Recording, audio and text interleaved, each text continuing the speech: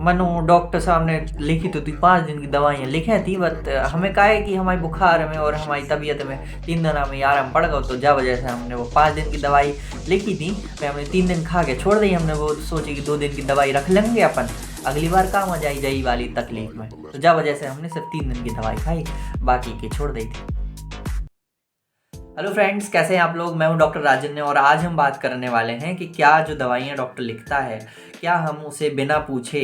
जो 5 दिन की दवाई है उसको 3 दिन में ही 3 दिन में अगर हमें आराम पड़ गया तो हम 2 दिन की दवाई ना खाएं, ऐसा कर सकते हैं क्या। तो मैं इस वीडियो में यही समझाऊंगा कि ऐसा करना, अधूरी दवाइयाँ छोड़ना क्यों गलत है ना, क्यों गलत है, इसके बारे में आज हम बात करेंगे। तो एक दो एग्जाम्पल से हम समझते हैं कि कुछ कोर्सेज होते हैं बुखार में भी, अगर मलेरिया की कोई दवाई है या फिर किसी भी ऐसा फीवर है जिसमें कि बैक्टीरियल इन्फेक्शन भी हो गया और डॉक्टर ने हमें एंटीबायोटिक का कोर्स दिया है, और अगर वो हम 5 दिन का कोर्स है या 7 दिन का कोर्स होता है, तो अगर हम उसे 3 दिन में ही खाएंगे तो एंटीबायोटिक है तो वो जो बैक्टीरिया है वो 70% लगभग बैक्टीरिया 3 दिन के अंदर ख़त्म हो जाएगा। एक अंदाजतन एक अप्रॉक्सीमेशन है ये। और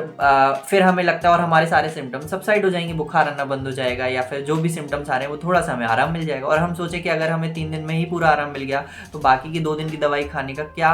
मतलब है, क्यों खाएं, हम क्यों फालतू में दवाइयाँ खाएं। तो इसका एक रीज़न ये है कि जो एंटीबायोटिक का जो कोर्स होता है वो बहुत सारी रिसर्च करके बनाया जाता है कि हमें 5 से 7 दिन का मिनिमम कोर्स चाहिए, जिससे कि जो 5 से 7 दिन में जो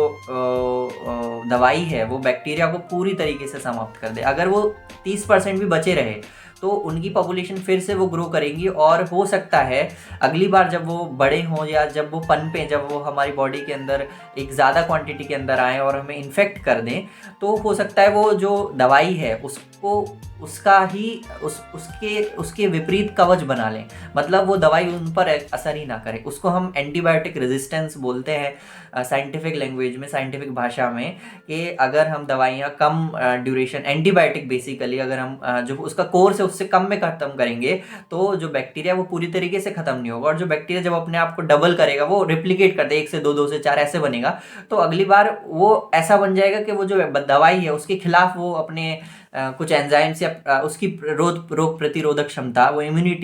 इम्यून हो जाएगा वो उस दवाई से, तो वो असर करना बंद हो जाएगा और जो बैक्टीरिया है, जो कीटाणु है, वो और ज़्यादा पावरफुल या ताकतवर होने लगेगा। तो ये बात हमें ध्यान रखना है।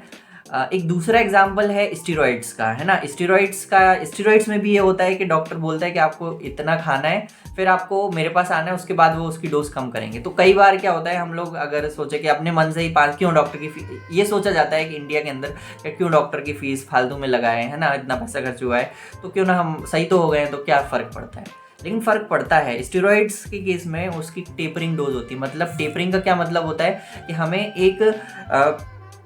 कम क्वांटिटी से उसे शुरू करते हैं और फिर एक क्वांटिटी तक आके फिर उसे जब हमें बंद करना होता है, हमें आराम पड़ चुका होता है, तो मरीज को हम बोलते हैं कि उसको और कम करना है, उसको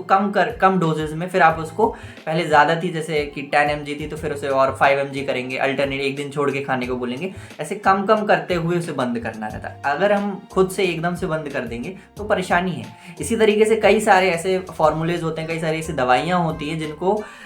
जिनका एक रीज़न होता है उसे 7 दिन चलाने का, उसे 5 दिन चलाने का, किन्हीं को 15 दिन चलाने का, किन्हीं को 3 महीने चलाने का। तो वो हमें बिना डॉक्टर की सलाह से बंद नहीं करना है। इसका और क्या प्रैक्टिकल सॉल्यूशन ये है कि जब भी डॉक्टर के पास आप जाएं और वो दवाइयाँ लिखे, तो आप उनसे पूछ सकते हैं कि क्या सर इनमें से कौन सी दवाई है जो हमें सीधे मतलब स्ट्रिक्टली 15 दिन या फिर 5 दिन या 7 दिन तक ही खाना है, और कौन सी दवाई है कि जो हम आराम पड़ने के बाद उसे बंद कर सकते हैं। तो अगर आप ये छोटी सी बात पूछ लेंगे तो डॉक्टर आपको बता देगा कि हाँ, ये जो दवाई है दर्द की दवाई है, जब आपको दर्द होना बंद हो जाए तो आप इसे बंद कर सकते हो। और ये जो दवाई है, ये एंटीबायोटिक है, उसको हमें 5 से 7 दिन तक चलाना ही है, भले ही आपको आराम मिल जाए।